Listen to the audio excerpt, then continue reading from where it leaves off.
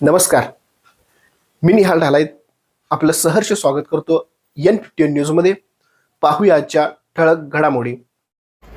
आपला देश हा मातृदेव भव, पितृदेव भव, आचार्य देव भव, गुरुदेव भव या संस्कृतीचे आचरण व पालन करणारा आहे.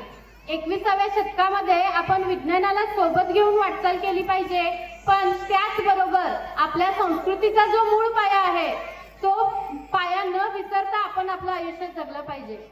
असं म्हणतात की भूक असताना खाणे याला आपण प्रकृती म्हणतो, भूक नसताना खाणे याला आपण विकृती म्हणतो, आणि भूक असताना सुद्धा आपल्यातला एक घास दुसऱ्याला देणं याला आपण आपली संस्कृती म्हणतो.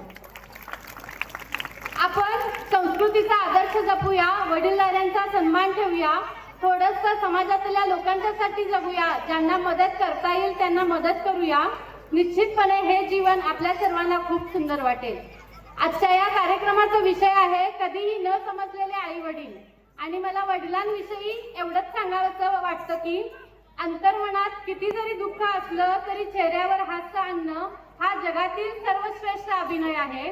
आणि हा अभिनय बाप मुलीच्या लग्ना दिवशी करत असतो.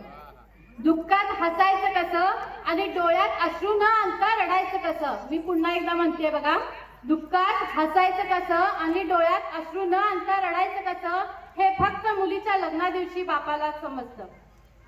शेवटी कविवर्य सुरेश भट यांच्या शब्दात इतकेच म्हणेन, आयुष्य लहान आहे थोडंसं छान आहे, आयुष्य लहान आहे थोडंसं छान आहे, रडतोच काय वेड्या लढण्यात शान आहे.